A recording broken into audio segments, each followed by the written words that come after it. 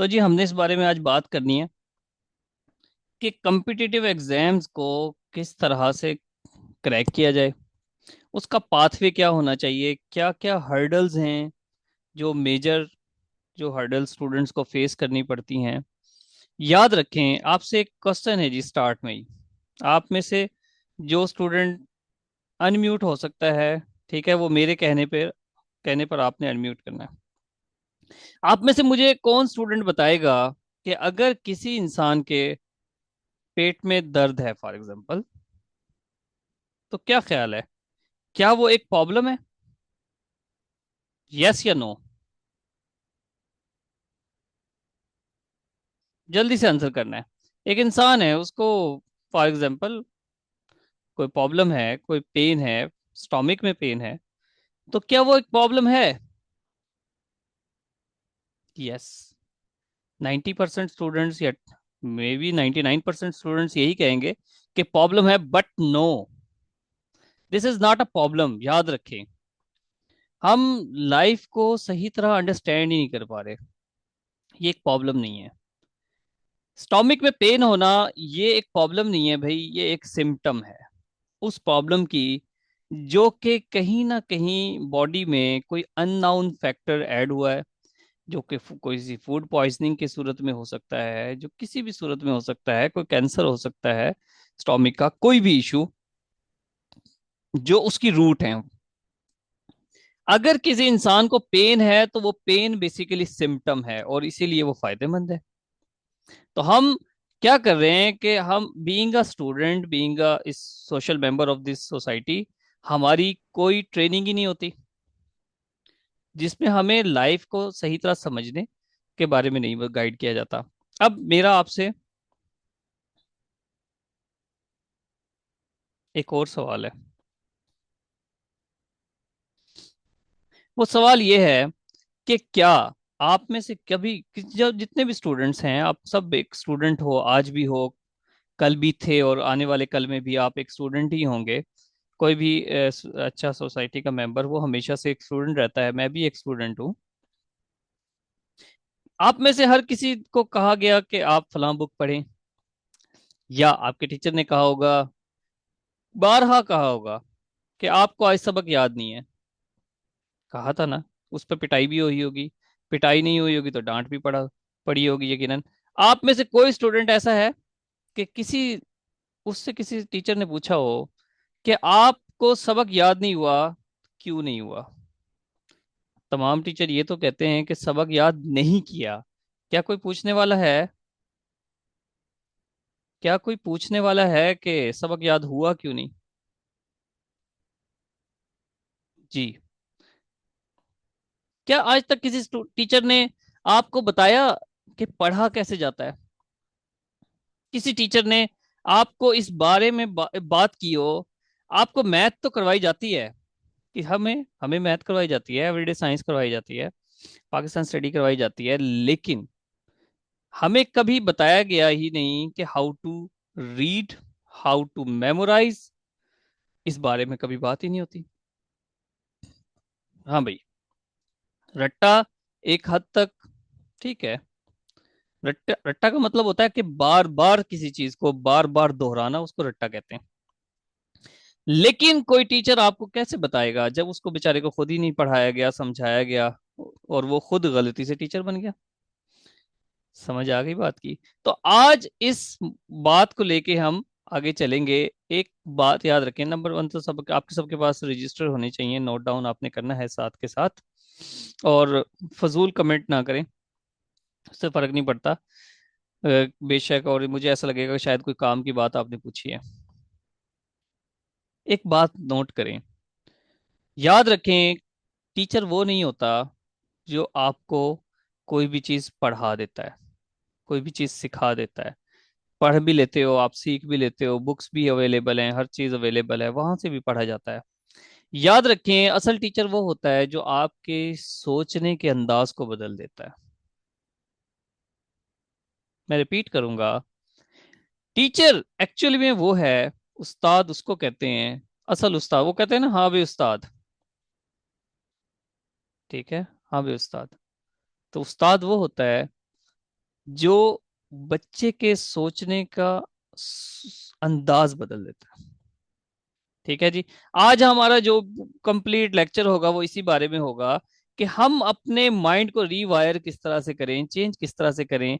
एक huge data होता है पीपीएससी का, एफपीएससी का, जनरल नॉलेज का। ठीक है। और उसको किस तरह से अब्जॉर्ब किया जाए, किस तरह से उसको इंटरटेनिंग बनाया जाए। हमारे यहाँ मसला ये है कि हम आगे इस बारे में तो डिटेल से भी बात करेंगे। हमारे साथ मसला ये है कि हम जस्ट नॉलेज को, पास पेपर की बुक ले ली, पढ़े जा रहे हैं, पढ़े जा रहे हैं, पढ़े जा रहे हैं।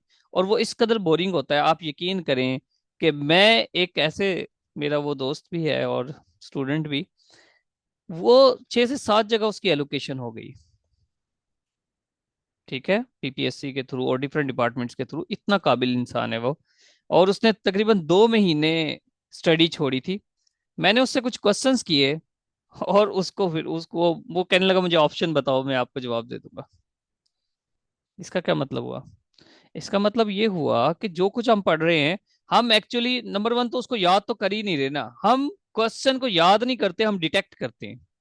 ये जो ऑप्शंस वाला मामला है, इसमें हम क्वेश्चंस को याद नहीं कर रहे, डिटेक्ट कर रहे हैं जस्ट।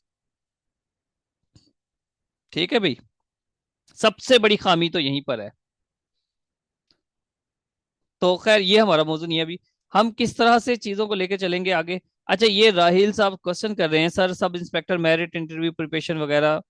भाई इस बारे में क्लास नहीं है। अगर आप में से कोई भी अनइंटरेस्टेड स्टूडेंट है, वो लीव कर सकता है, रिमूव मैं कर दूंगा। अगर इस तरह के अगर आप में से कुछ ऐसे स्टूडेंट भी होते हैं जो ऐसे टाइम पास आते हैं शुगल के लिए, तो इस बारे में कोई बात नहीं है। आप में से जो चंद एक सीरियस स्टूडेंट्स हैं, बस वो रह सकते हैं। ठीक है जी, टॉपिक मैंने आपको बता दिया जिस बारे में हम डिस्कस करेंगे। हाँ भाई, अब नंबर वन, रेडी हो कि हम आगे बात करें? यस या नो?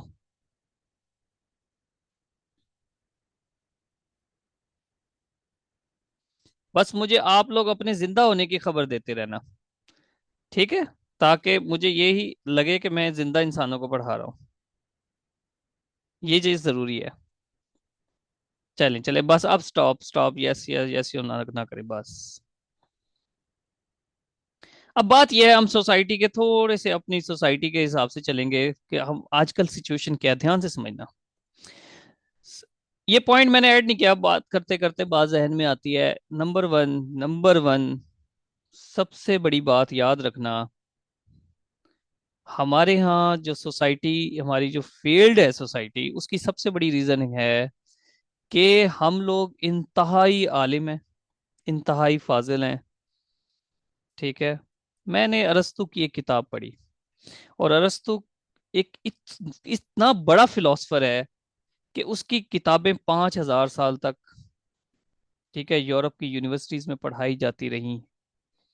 अरस्तू की किताबें और लतादार बुक्स, हम तो उसकी बुक्स जो उसने लिखी होंगी उसका नाम भी याद नहीं रख सकते। इस इतनी ज्यादा बुक्स अरस्तू ने लिखी। उसकी बुक के जो फ्रंट पेज था ना, कवर पेज, उस पर लिखा था अरस्तू की कोटेशन, आई नो नथिंग। मैं ये जानता हूं कि मैं कुछ नहीं जानता। जब आप इस इल्म के इस मिराज को पहुंचोगे, तब आप इल्म हासिल करने वाले बन जाओगे। मसला ये होता है कि हमें पता सब कुछ होता है। जब हमें पता ही सब कुछ होता है, फिर हम गेन कैसे करेंगे? क्या समझ आई जी?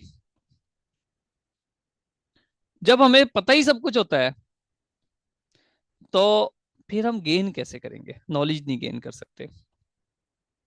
संदीप सब सर के नाम से आप सब वाकिफ होंगे, संदीप महेश्वरी साहब के।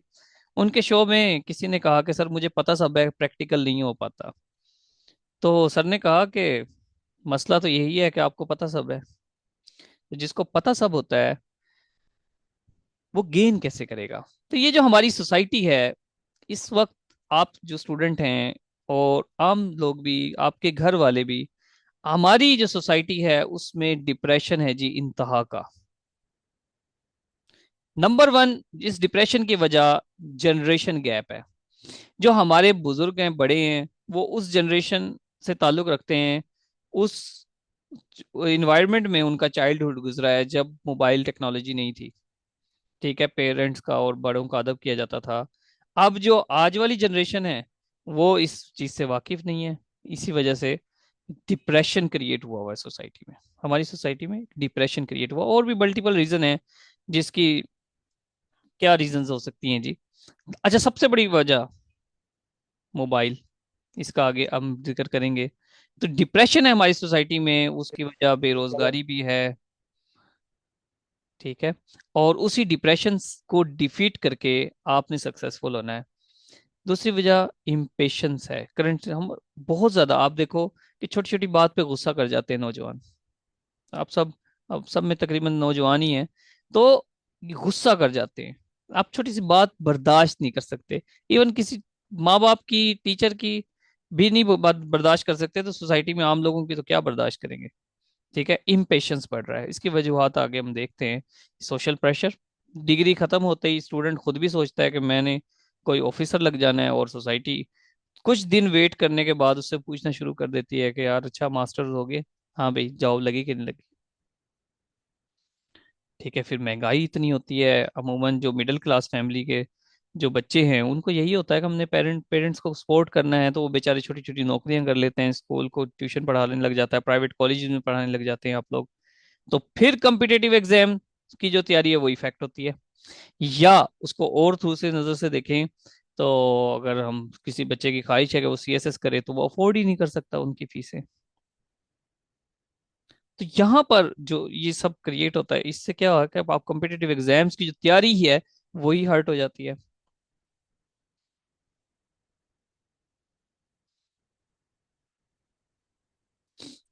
अब कॉजेज क्या हैं जी इस फेलियर के? सबसे बड़ा कॉज सोशल मीडिया। ये जहर कातिल है जी। ठीक है, आप लोग इसको एक्सेप्ट तो करोगे, लेकिन छोड़ नहीं पाओगे। सोशल मीडिया, और सोशल मीडिया, इससे आप यहाँ एक और चीज निकाल लें, मोबाइल फोन। सबसे बड़ा मसला मोबाइल फोन, जो हमारी मजबूरी भी है। ठीक है, मैं बात को इसको ना मुख्तसर करूंगा इंतहाई ज्यादा, ताकि आप ज्यादा से ज्यादा सीख सको मेन मेन पॉइंट्स को। जो मोबाइल फोन है, मोबाइल फोन की स्क्रीन हाई डोपामाइन सेक्रेट करती है। ध्यान से समझ लेना इस बात को। हमारे मोबाइल की स्क्रीन हाई डोपामाइन सेक्रेट करती है। ये हाई डोपामाइन जो माइंड में रिलीज होता है, ये हैप्पीनेस को प्रमोट करता है। दिमाग के अंदर हैप्पीनेस का हार्मोन है। लेकिन ये इंटेंस हार्मोन है कि ये इसकी इंटेंसिटी बड़ी हाई होती है। यानी कि आप 2-3 घंटे एक्सरसाइज करें फॉर एग्जांपल, या कुछ भी ऐसी चीज जिससे आपको खुशी मिलती है, फॉर एग्जांपल बच्चों के साथ खेलना, ठीक है, या किसी नेचुरल एनवायरनमेंट में बैठना, वहां पर आप काफी देर बैठे हैं, तो जितना डोपामाइन रिलीज होता है माइंड में, मोबाइल की स्क्रीन 10 मिनट देखते ही आपके दिमाग में इस कदर डोपामाइन से रिलीज हो जाता है। और फिर क्या होता है कि उसकी डोज बढ़ती, रिक्वायर माइंड डिमांड करता है कि ज्यादा डोज होनी चाहिए। अब एक और बात ध्यान से समझें, बहुत ज्यादा ध्यान से समझना। इस कदर हाई डोपामाइन जो आपके दिमाग में रिलीज हो चुका है, जब आप अपनी बुक की तरफ आओगे, बुक में तो जीरो डोपामाइन है जी, खासकर जीरो डोपामाइन। तो जीरो डोपामाइन की, जब आप उस बुक की तरफ आ रहे हो इतना हाई डोपामाइन से जीरो डोपामाइन की तरफ, तो क्या बुक में मजा आएगा आपको? मजा नहीं, आपको बुक से नफरत हो जाएगी।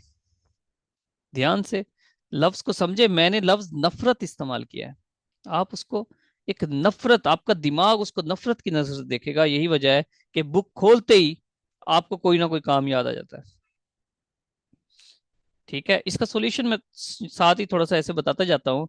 कभी भी मोबाइल यूज जैसे ही आपने किया है, फौरन से पढ़ने ना बैठें। कुछ देर के लिए साइलेंट बैठ जाएं, हत्ता कि आपका दिमाग एक लेवल पे आ जाए, फिर आप बुक खोलें। इसी तरह बुक जैसे ही क्लोज करें, फौरन मोबाइल की तरफ ना दौड़ें। तो बहरहाल जिसको मिनिमाइज करें मोबाइल के यूज को। ठीक है, इसके अलावा और क्या है जी, मल्टीपल सोर्सेज आप यूज करते हो, उसकी वजह से डिस्ट्रैक्ट होते हो। ठीक है, आप देखें नॉलेज, बहुत सारे स्टूडेंट कहते हैं जी हमें नोट्स प्रोवाइड कर दो हम पढ़ लेंगे। भाई नोट्स अवेलेबल है, हर चीज अवेलेबल है। आप बुक्स ले लें मार्केट से, आप यूट्यूब पे चैनल पे बेशुमार वीडियोस आपको मिल जाएंगी। तो सोर्सेज की कमी नहीं है, आपके पास सोर्सेज की कमी नहीं है, आपको डिसिप्लिन की कमी है। आपको कमी है उस, ठीक है, डिसिप्लिन की और उन टेक्निक्स की जो कि आप कुछ स्टूडेंट्स, कुछ लोग नेचुरली यूज करते हैं। ठीक है, इसके अलावा कंटेंट में बहुत सारी मिस्टेक्स भी होती हैं। ठीक है, ये भी एक फैक्टर है। ठीक है, और ये बोरिंग बुक्स, ये मैंने आपको बता दिया। इसके लिए हमें स्ट्रेटेजीज जो अब अभी डिस्कस करनी है वो, यहां तक किसी को, स्टूडेंट को कोई कंसर्न हो जी।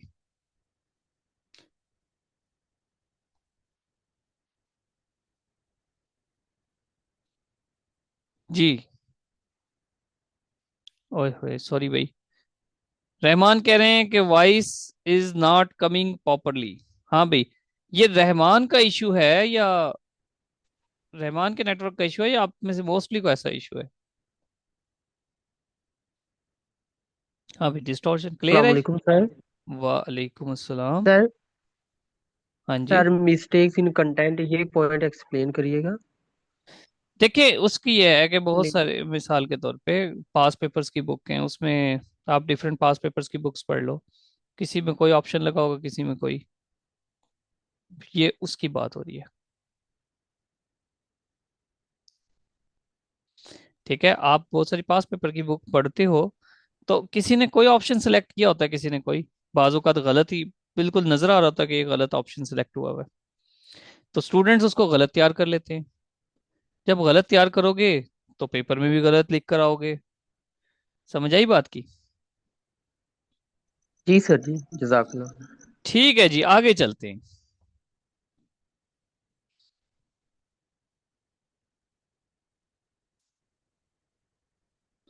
नहीं जी, मोबाइल से स्टडी ना करें, बिल्कुल भी प्रोहिबिटेड।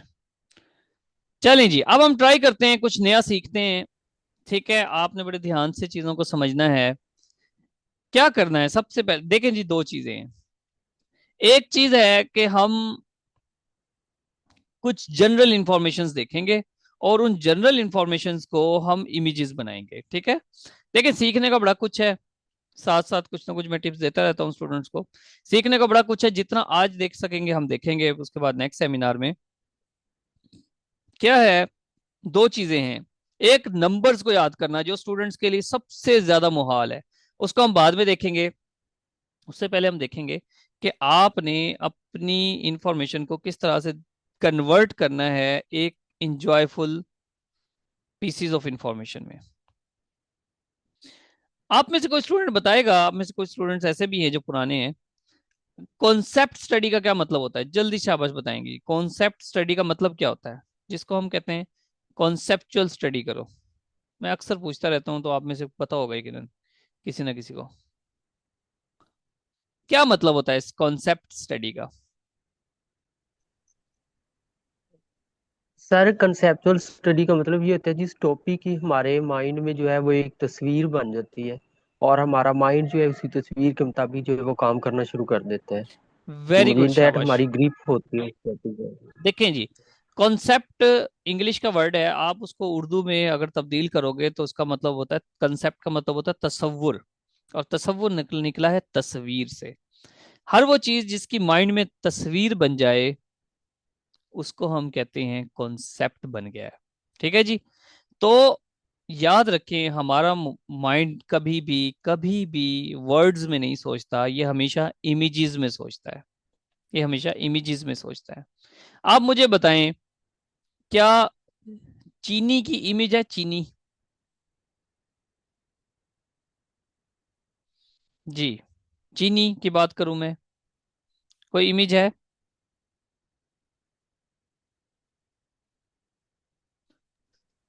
सर अगर एक पीस की बात करते हैं, मतलब ये एक दाने की, तो उसकी शेप है हमारे पास। हाँ, मतलब है, रेक्टेंगुलर होती है ज्यादा। मतलब एक शेप जी। नहीं, वो डब्बे में जो वैसे चीनी होती है, जो जी डब्बे में चीनी होती है, वो भी एक आइटम है, वो नजर आता है ना। जी। अगर चाइना की बात करें तो उसकी कोई खास शेप नहीं है, कोई खास शेप नहीं है। ठीक है, ज्योग्राफिकली हम मैप वगैरह बनाते हैं तो जहन में रहेगा, लेकिन उसकी कोई खास शेप नहीं है। ठीक है, अगर मैं आपको बात करूं रियलिस्टिक की, कोई इमेज है? कोई इमेज नहीं है। No okay, sir. जी। तो कोई इमेज नहीं है, तो हर वो वर्ड, ठीक है, हर वो वर्ड, मिसाल के तौर पे मुश्ताक अहमद यूसुफी, उसकी कोई इमेज होगी लेकिन आपके जहन में कभी नहीं बैठेगा वो मुश्ताक अहमद यूसुफी। आपके जहन में मुश्ताक कसाई बैठ सकता है जो आपके इलाके में है। मुश्ताक अहमद यूसुफी जिससे आप कभी मिले नहीं हो, तो वो आपके जहन में कभी नहीं बैठेगा। तो आपने मुश्ताक अहमद यूसुफी को छोड़ देना है, उस कसाई को याद रखना है जो आपके घर में, आपके इलाके में है। समझ आई? मेरा पॉइंट पिक किया है भी किसी ने? कि आपने, कोई भी उर्दू की बात कर रहा हूं मैं, चाहे वो मुश्ताक अहमद यूसुफी हो, कोई किसी बुक का राइटर हो, या किसी, ठीक है, कोई पोइट हो, आपने हमेशा वो इमेजेस बनानी हैं जो आपसे रिलेट करती हैं, और आपकी जो इमेजेस हैं वो हमेशा अननेचुरल होनी चाहिए। वो आपकी जो इमेजेस हैं वो अननेचुरल हों। जितनी ज्यादा वो अननेचुरल होंगी, जितनी ज्यादा वो क्रिएटिव होंगी, उस उतनी ज्यादा इंफॉर्मेशन आपके जहन में बसेगी। चलें जी, हम ट्राई करते हैं कुछ, फिर आप देखिएगा। मिसाल के तौर पे, Sun Yat Sen served in served as the president of which country. अब ये क्वेश्चन आया है कि सन येट सेन है, ठीक है, ये प्रेसिडेंट रहे जी चाइना के। एक- क्या?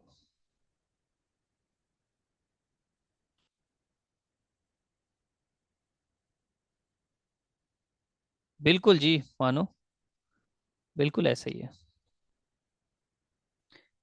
सन येट सेन प्रेसिडेंट थे चाइना के ना। इसको फाउंडिंग फादर ऑफ चाइना भी कहते हैं। 1912 में ये चाइना में एक रेवोल्यूशन लेकर आए थे सन येट सेन। किंग कह दें आप, चिंग किंग डायनेस्टी की, ये एक अलग अलग बात है। लेकिन फिलहाल जो हमारा हमारा जो टॉपिक है, जो हमारी बात ये है कि हमने इस सन येट सेन और उस चाइना को आपस में जोड़ना है। ध्यान से समझना बात को, आगे आपका टेस्ट भी होगा साथ के साथ ही, कि आपको कितनी इंफॉर्मेशन रिटेन हुई है। अब सन येट सेन मैं भूल जाता हूँ कि ये प्रेसिडेंट है या क्या है, या डॉक्टर है कि नहीं है, ये 1912 में आए कि नहीं, इसको भूल जाता हूँ। मेरा कंसर्न फिलहाल ये है, जब हम मैं पढ़ रहा हूँ, मेरा कंसर्न है कि डॉक्टर सन येट सेन ये चाइना से बिलोंग करते हैं, यही मेरा ऑप्शन है। ठीक है, अब इसको याद करने का बड़ा आसान सा तरीका, डॉक्टर सन येट सेन की कोई इमेज नहीं है। अगर आप गूगल से इमेज देख भी लोगे, फिर भी आपके जहन में कोई इमेज नहीं रहेगी, याद रखना। क्यों? क्योंकि आपका कभी इनसे कोई ताल्लुक ही नहीं रहा। या तो सुबह के वक्त जॉगिंग करते रहे हो इकट्ठे, फिर तो याद रहेगा सन येट सेन, अदरवाइज नहीं याद रहेगा। ठीक है, इसकी पिक्चर भी देख लोगे, फोटो देख लोगे, फिर भी नहीं, चाइना की भी कोई इमेज नहीं है। मैं क्या करता हूं, मैं इस चाइना को कहता हूं कि आईना। इस चाइना, आईना उसकी एक शक्ल है, एक शेप है आईना। ठीक है, इसको मैं आईना बना देता हूं। उस आईने में देखें आप, उस आईने में सीन करें किसको, सन को। कभी भी जब मतलब आईने में आप सन को लेकर आते हैं, तो एक सीन क्या क्रिएट होता है, रिफ्लेक्शन आती है। एक सीन ऐसा क्रिएट होता है कि सूरज जमीन पे आ जाता है, आप जिस तरफ चाहे मोड़ लो उसको। मोड़ सकते हैं कि नहीं मोड़ सकते? तो इस आईना और इस सन और सीन को आपस में इस तरह से एक कनेक्शन बनाए, एक इमेज बनाए, कि एक हल छोटी सी स्टोरी क्रिएट हो जाए। याद रखना, कभी ये ना सोचना कि इसमें वक्त ज्यादा लग रहा है। उस ये वक्त तो ज्यादा लग रहा है कि, लेकिन लॉन्ग टर्म मेमोरी में आपके सेव हो जाएगा, नंबर वन। नंबर दो, आपको एक मर्तबा जब आप इस तरह से करने लगोगे, मैंने चंद सेकंड में ये कनेक्शन बनाया, चंद सेकंड में। तो जब सेकंड्स में आप कनेक्शंस बनाने लगोगे, तो आपको पता भी नहीं लगेगा कि कब पेपर एंड हो गया, पेपर कंप्लीट हो गया, जो पास पेपर आप पढ़ रहे हो, और आपको चीजें रिटेन भी होंगी। और इसकी सबसे बड़ी बात यह है कि आप चाहे 8 घंटे भी पढ़ लोगे ना, आपका हर मोमेंट, हर आने वाला मिनट इस कदर एनर्जेटिक होगा, इस कदर एनर्जेटिक होगा, कि अगर आपको कोई बुक से उठाएगा भी नहीं, आपको कहोगे यार नहीं, मजा आ रहा है। वजह, क्योंकि आपका दिमाग अब इंजॉय कर रहा है, आपको मजा आ रहा है, चीजें क्रिएट कर रहे हो। हमारा दिमाग, याद रखना, क्रिएट करने के लिए बना है। हमारे डिप्रेशन की एक वजह यह भी होती है कि हम अपना पूरा पोटेंशियल यूज नहीं कर पा रहे। और पोटेंशियल यूज करेंगे कैसे? क्योंकि हमें कभी उस पोटेंशियल की बारे में खबर ही नहीं है जो इंसान को अता कर दिया गया है। याद रखें, बिल गेट हो या कोई भी बड़ा इंसान हो, चाहे मुस्लिम फिलोसफर्स की बात कर लो आप, ठीक है, तो वो इब्न अल हैसम की बात कर लें फॉर एग्जांपल, ये जो लोग थे ये कभी भी, या अरस्तू की जिस तरह बात की, ये कोई यूनिक ह्यूमन बीइंग नहीं है, ये सेम मेंटल कैपेसिटी के लोग हैं, याद रखना, थोड़े बहुत फर्क के साथ। माइंड सबका इक्वल है, यूजेज डिफरेंट है। आपका, मेरा, या एक साइंटिस्ट का दिमाग में डिफरेंस क्या है कि वो उसको यूज कर रहा है, मैं नहीं यूज कर रहा। फॉर एग्जांपल मैं अपनी बात कर लेता हूँ, मैं उस माइंड को उस तरह से यूज नहीं कर पा रहा हूँ, जस्ट ये डिफरेंस है। माइंड 100 या 99% सेम है, 99.9% सेम है। क्लियर हो गई मेरी बात? तो चाइना आईना, सन और उसमें सीन क्रिएट होता है, ये कर ली बात, कोई टाइम जाया नहीं होगा आपका, आपको बड़ी जल्दी याद हो जाएगी चीजें। नेक्स्ट क्वेश्चन है जी, रियलिज्म थ्योरी इन इंटरनेशनल, ये 2025 के सवाल हैं। Realism theory in international reactions was given by Hans Morgenthau. Hans Morgenthau, ये 1897 में एक थ्योरी दी थी हैंस मॉर्गेनथो ने। याद रखें, थोड़ी थोड़ी डिटेल आपको हर क्वेश्चन की करनी पड़ेगी, ये भी हम कभी फिर कभी बात करेंगे, क्योंकि अब आप लिमिटेड रहकर तैयारी नहीं कर सकते, आपको बड़ी एक्सपेंडेड स्टडी करनी पड़ेगी, एक एक चीज की स्टडी करनी पड़ेगी। अच्छा, रियलिज्म थ्योरी के बारे में बता रहा था, 1948 में इनकी बुक भी आई थी एक, पॉलिटिक्स अमंग नेशंस, और इन्होंने भी मतलब नेशनल इंटरेस्ट के बारे में, पावर्स लोगों, मतलब ये जो पावर, पॉलिटिकल पावर्स होती है, लोग किस तरह से गेन करते हैं, किस तरह से उसकी स्ट्रगल करते हैं, और किस तरह से प्लानिंग्स करते हैं, इस बारे में ये बुक है रियलिज्म थ्योरी, पूरी थ्योरी बनाई है, एक साइकिल, डिफरेंट साइकिल्स इन्होंने बताए हैं जी। तो मेरा कंसर्न क्या है कि मैं इस रियलिज्म थ्योरी के वर्ड को इस हैंस मॉर्गन के साथ जोड़ दूं, बस, ताकि कल को ये दोबारा से इससे रिलेटेड कोई क्वेश्चन आए, मुझे हैंस मॉर्गन तो ना बोले, रियलिज्म थ्योरी भी ना बोले। बड़ा आसान है जी। आपको इसमें क्या नजर आ रहा है? हैन, मुर्गी। मुझे इसमें, आपको इसमें हैंस नजर आ रहा है, ये तो आसान है, लेकिन मुझे इसमें मुर्गा भी नजर आ रहा है, मुर्गा।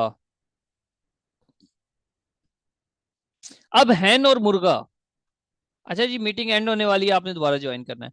हैन और मुर्गे का एक नेचुरल रिलेशन है कि नहीं है, एक रियलिस्टिक रिलेशन है कि नहीं है? वही रियलिस्टिक थ्योरी, ये बात हो रही है, एक रियल पेयर है जी, हैंस, हैन और मुर्गा एक रियल पेयर है। इसी वजह से रियलिज्म थ्योरी किसने दी? हैंस मॉर्गन ने दी।